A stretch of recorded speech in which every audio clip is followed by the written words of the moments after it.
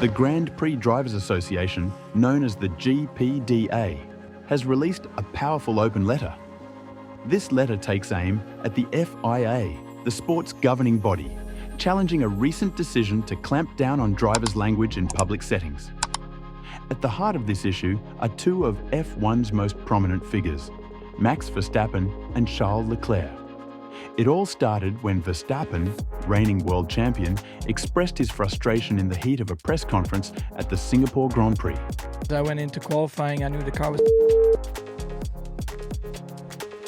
His words, though impassioned, were seen as inappropriate by the FIA. The penalty? Verstappen was instructed to complete a session of public interest work, a vague punishment for a momentary lapse. Then it was Charles Leclerc's turn. During a press conference, he too let a word slip, and it cost him. And then I was like, fuck. But luckily, sorry, oh no. Oh no. The FIA fined him €10,000, though half of it was suspended. For Leclerc, it was an unexpected consequence for a moment of honesty, a moment of feeling the strain that only F1 drivers truly understand. These actions fall under the FIA's revised misconduct regulations, expanded by FIA President Mohammed bin Sulayem. Under his leadership, the FIA has started clamping down on more than just language, citing the need to differentiate motorsport from other entertainment genres, even drawing comparisons with music. This comparison didn't sit well with many, including Lewis Hamilton, who suggested the remarks revealed a troubling stereotype. The GPDA, however, decided to take a stand on behalf of the drivers. Representing the collective voices of all F1 drivers, the GPDA's letter addressed several issues, showing a united front that has resonated with fans and critics alike. The letter begins by acknowledging the need for drivers to respect the referee's decision.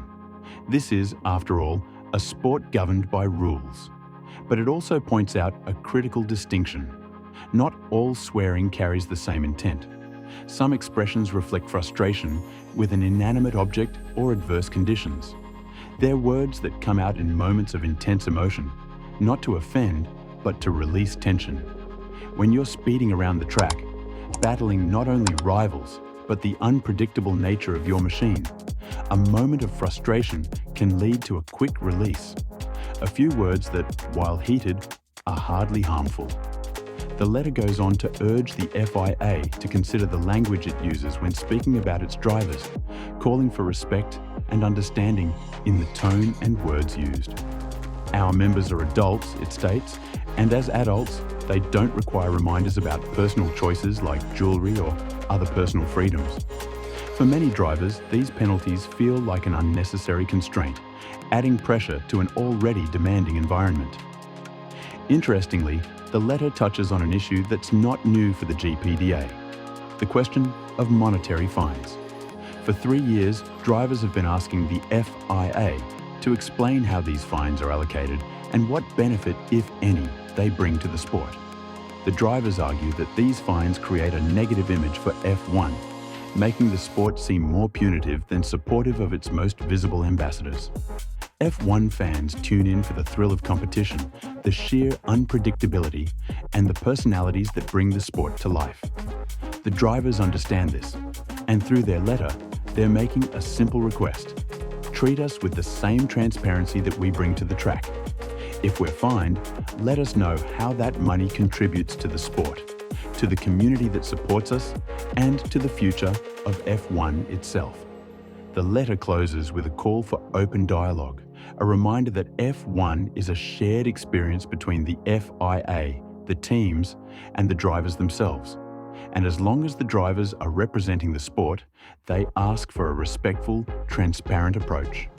They may not always agree with the rules, but they are willing to work within them, if only the rules are just and fair. So, where does this leave F1 and the FIA's stance on language? For now, we wait to see how the FIA responds. But one thing is clear. These drivers, with their adrenaline, skill, and even their words, are what make F1 so electrifying.